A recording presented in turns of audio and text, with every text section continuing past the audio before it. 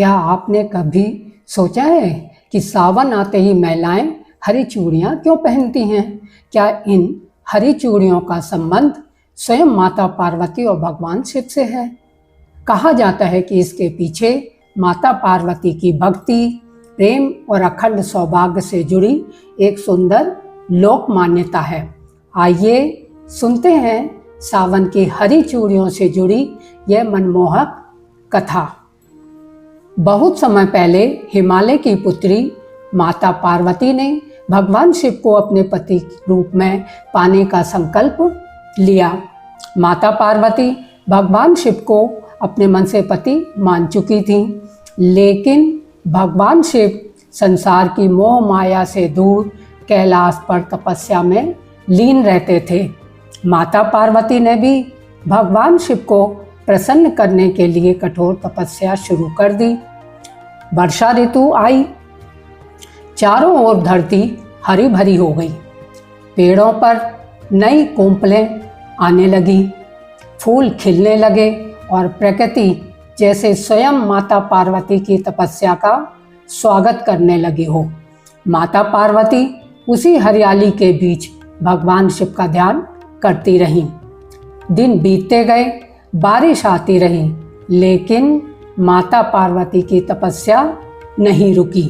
उनके मन में केवल एक ही प्रार्थना थी, एक ही इच्छा थी, हे महादेव, यदि मेरी भक्ति सच्ची है तो मुझे अपने चरणों की सेवा का सौभाग्य प्रदान कीजिए।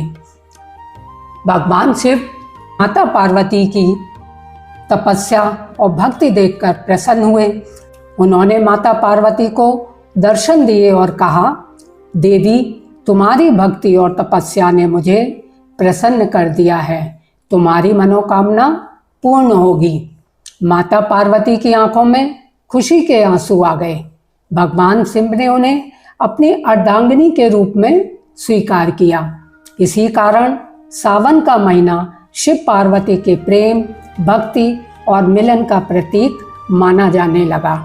कहा जाता है कि सावन की हरियाली माता पार्वती के सौभाग्य और प्रकृति की सुंदरता का प्रतीक मानी गई। धीरे धीरे सावन में हरी चूड़ियां पहनने की परंपरा कई क्षेत्रों की लोक संस्कृति का हिस्सा बन गई। हरी चूड़ियों का रंग हरियाली, नई शुरुआत, प्रेम, सौभाग्य और समृद्धि का प्रतीक माना जाने लगा। विवाहित महिलाएं सावन में हरी चूड़ियां पहनकर माता पार्वती से प्रार्थना करती हैं, हे माता गौरी, जैसे आपका और भगवान शिव का प्रेम और साथ अटूट है, वैसे ही हमारे दाम्पत्य जीवन में भी प्रेम और सुख बना रहे। मान्यता है कि सावन में माता पार्वती की पूजा करके उन्हें हरी चूड़ियां या हरी वस्तुएं अर्पित करके महिलाएं अपने परिवार की सुख शांति और अखंड सौभाग्य की कामना करती हैं। इसलिए जब सावन में किसी महिला के हाथों में हरी चूड़ियां खनकती हैं तो वह केवल श्रृंगार नहीं होती हैं, वे माता गौरी के प्रति श्रद्धा और सावन की हरियाली की सुंदर याद भी होती है।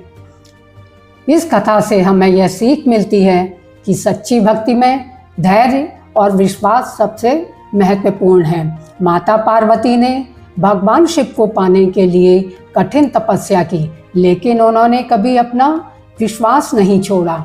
इसलिए सावन में जब भी शिव जी की पूजा करें, माता पार्वती को भी जरूर याद करें और मन में कहें, हर हर महादेव, जय माता गौरी।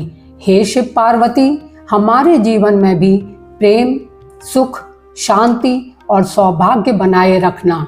हर हर महादेव। ये सिर्फ एक लोक मान्यता है, धार्मिक मान्यता नहीं। ये शिव पार्वती के प्रति अटूट श्रद्धा के कारण ये लोक रीति अपना ली गई है। अगर आपको मेरी वीडियो अच्छी लगी हो तो आप इसे लाइक करें, शेयर करें और चैनल को सब्सक्राइब करें। कमेंट में हर हर महादेव अवश्य लिखें। अपने दूसरे ग्रुपों में भी वीडियो को शेयर करें। धन्यवाद।